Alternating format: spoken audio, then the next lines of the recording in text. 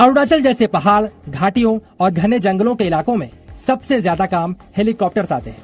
यहाँ हेलीकॉप्टर्स सैनिकों को लाने ले जाने, रसद और गोला बारूद पहुँचाने और सबसे ज्यादा बीमार या फिर घायल सैनिकों को मदद करने के काम आते हैं। इन परिस्थितियों में भारतीय सेना में शामिल परिवहन हेलीकॉप्टर्स भी बड़ी भूमिका निभाने को तैयार है। चलिए अब बात करते हैं एविएशन ब्रिगेड की उस ताकत की जो एलएसी पर भारत के लिए तीसरी आंख का काम करने वाली है। नए इंडक्शन में Heron Mark 1 unmanned aerial vehicle है जो रैकी निगरानी के काम आता है। महत्वपूर्ण इसलिए क्योंकि इस इलाके में, अरुणाचल प्रदेश के इस इलाके में घने जंगल हैं, गहरी खाइयां हैं, गहरे घाटियां हैं और बहुत ऊंचे पहाड़ हैं। ऐसे में निगरानी में ये बहुत काम आता है। चलिए अब आप भारतीय सेना के पास हेरॉन मार्क 1 ड्रोन होने का मतलब समझिए। इस इलाके में दूर तक फैले पहाड़ों और जंगलों पर नजर रखना आसान काम नहीं है, लेकिन हेरॉन मार्क 1 ड्रोन की मौजूदगी निगरानी के काम को बहुत आसान कर देती है। ये भारतीय सेना के लिए आसमानी आंख का काम भी करता है, जिसकी मदद से सेना सुरक्षित एक स्थान से दूसरे स्थान पर मूवमेंट भी कर सकती है। कैपेबिलिटीज जैसा कि मैंने आपको पहले भी बताया था, ये वो एयरक्राफ्ट है जो कि अपने पावरफुल इंजन की वजह से 30,000 फीट के ऑल्टीट्यूड पे क्लाइंब कर उसके बाद आपको जहां भी आप हैं वहां से 20 किलोमीटर से 30 kilometre deep inside the territory ये आपको कवरेज देता है। एंड मोस्ट इम्पोर्टेंट, एक टैक्टिकल बैटल एरिया कमांडर के लिए वो है कि वो अपनी फोर्सेस एक जगह से दूसरी जगह स्विच कर सकता है जब उनके पास एक आई इन द स्काई होगा। That is the aircraft is a eye in the sky. That means it can give a continuous video feed to the station, to the commander on ground, and he can switch its forces. And as I have already conveyed, that it is the backbone of army aviation and the surveillance resources of Indian Army. ऊंची उड़ान, दूर तक नजर और हर तस्वीर और सूचना सेना तक रियल टाइम पहुंचाने की क्षमता अब अरुणाचल प्रदेश में भी सेना के पास मौजूद है, यानी चीन की निगरानी का पक्का इंतजाम है। ALH ने सीधे मूव करा, आपके सामने आपको यहाँ पे आया। जिस तरह से WSI वहाँ ट्री लाइन से पॉपअप करके आया, जिस तरीके से आप एक तरीके से कह सकते हैं कि दुश्मन को बिना अपना प्रेजेंस दिखाए उस पेड़ों के बीच में छुप के वहां से पॉपअप करके आया और यहाँ से डाइव डाउन करके पीछे लैंड हो गया।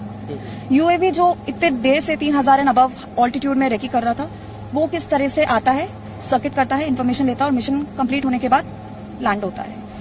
हेरॉन के मिशन भारतीय सेना को LAC में हो रही हर हलचल की जानकारी देते हैं। इसके अलावा हेलीकॉप्टर से भी सर्विलांस का काम होता है। जो आरपीएस है उनका काम होता है सर्विलेंस करना। जितने भी हमारे आरपीएस फ्लाई करते हैं वो दुश्मन के पूरे मूवमेंट को ट्रैक करते हैं डे बाय नाइट। इसके अलावा हेलीकॉप्टर्स के पास भी कुछ अपना इंटीग्रेटेड सर्विलेंस सिस्टम होता है, जैसे ईओपॉड लगा होता है हेलीकॉप्टर के, तो उसके अंदर हम दुश्मन की पूरी जो रिकॉर्डिंग है उसको हम रिकॉर्ड कर सकते हैं और उसी तरह हम उसको मॉनिटर कर सकते हैं वो क्या कुछ कर रहा है। भारतीय सेना इस वक्त हेरॉन मार्क 1 ड्रोन का इस्तेमाल कर रही है, जो 250 किलोमीटर दूर तक नजर रख सकते हैं।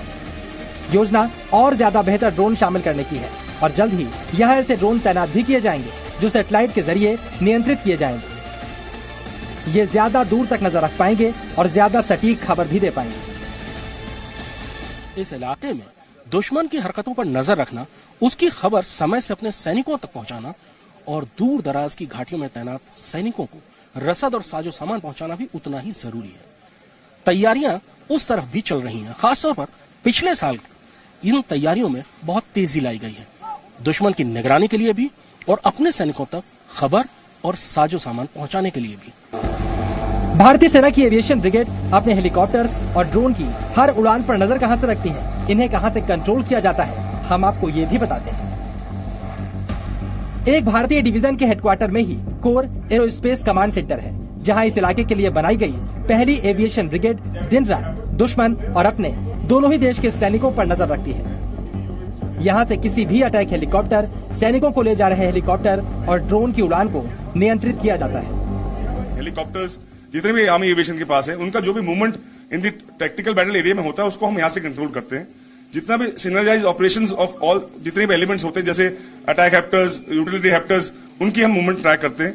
क्लोज सिनर्जी मेंटेन करते हैं एयरफोर्स के साथ, जिसके अंदर वो अपनी मूवमेंट हमको बताते हैं और हम उनको अपनी मूवमेंट बताते हैं, ताकि हर समय हमें मालूम पड़े कि हमारे जो एरियल एसेट्स हैं वो कहां पे फ्लाई कर रहे हैं। इसका एम ये भी है कि लड़ाई के दौरान जब हम अपने ऑपरेशंस कैरी आउट करें, हमारे जितने भी एसेट्स आगे डिप्लॉयड हैं, RT guns, AD guns, fighters, helicopters, attack helicopters, वो सारे एक से के साथ हम लोग इस्तेमाल में ला सके। तो इसके लिए हमें बहुत जरूरत है कि एक सिनर्जी हो एयरफोर्स के साथ। ये core air space control centre जो कि एक जेओसी जॉइंट ऑपरेशन सेंटर के साथ कोलोकेटेड है, जहां पे एयरफोर्स के रैप बैठते हैं रोज सुबह शाम। यहाँ से वायुसेना के साथ तालमेल भी बनाया जाता है। दोनों सेनाओं का तालमेल भी सुरक्षा को मजबूत करने के लिए काफी जरूरी है। हर मिशन और उसका फीडबैक सर्विलांस की तैयारी को और मजबूत रखने में मदद करता है। बेसिकली काम सिर्फ सर्विलेंस का भी होता है कि दुश्मन की कोई मूवमेंट हो रही हो, कोई ऐसा फोर्स ना आ रहा हो, कोई नया स्ट्रक्चर ना बन गया हो, कोई नई उन्होंने कुछ डेवलप ना कर दी हो, दैट उसका मॉनिटर हम करते हैं through the RPS. Surveillance basically surveillance as of now. कुल मिलाकर चीन के खिलाफ भारतीय सेना की तैयारियां मजबूत हैं और इन्हें लगातार और मजबूत बनाया जा रहा है। ये चीन को भी कड़ा संदेश है कि एलएसी पर किसी भी तरह की साजिश उसके लिए मुसीबत को और बढ़ा सकती है। कृष्ण मोहन मिश्रा, जी मीडिया।